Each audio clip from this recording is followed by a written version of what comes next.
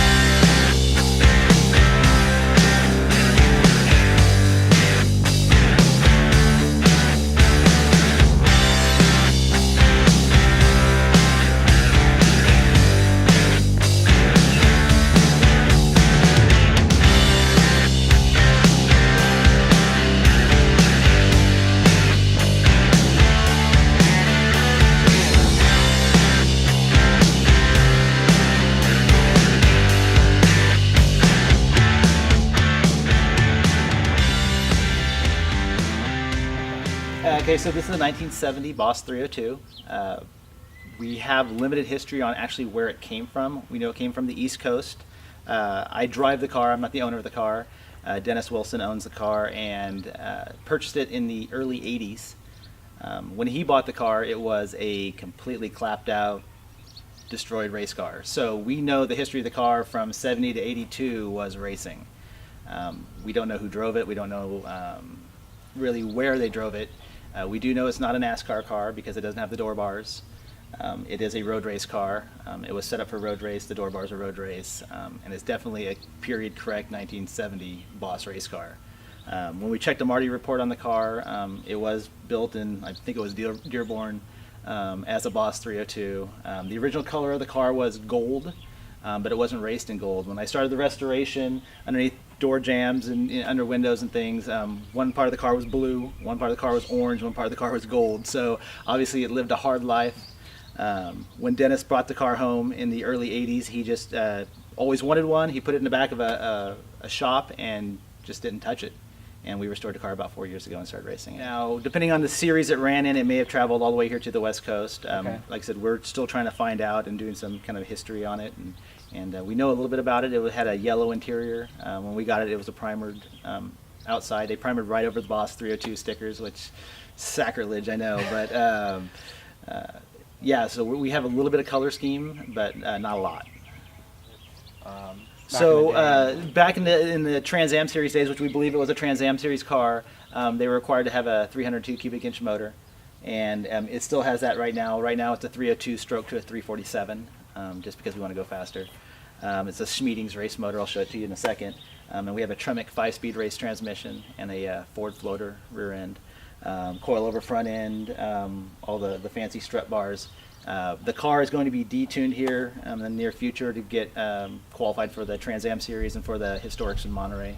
We run the car at Laguna Seca, and we really want to be part of the Historic. So there's some things in the car they don't like that doesn't qualify for the Historics right now. So we're going to put the original block back in the car, original transmission, radiator, things like that. I started driving it in 2013. Okay. And when I first got on board with Dennis, he asked me to drive the car for him, and he still drives the car as well. I kind of facilitate the whole operation. I have the car, I maintain the car, I travel with the car, and he meets me there, and he still has the opportunity to drive it. He's in his mid to late 70s now, and can really turn a wheel, and he's a good driver. I want to be in my mid to late 70s and still driving race It cars. really is the goal to be able to do this when I'm that age. And he's fast. He can drive a car. And so it worked out really well when we got together, and he asked if I wanted to drive it. The car was still in primer. It still had the yellow interior. It was, parts and pieces were not fitting quite well. But mechanically, the car was already finished. He had already finished that part of the restoration. Okay. And I went and drove it for him in Laguna Seca and had a really good day. And we talked on the way home and said, let's kind of make this a permanent deal, which we did.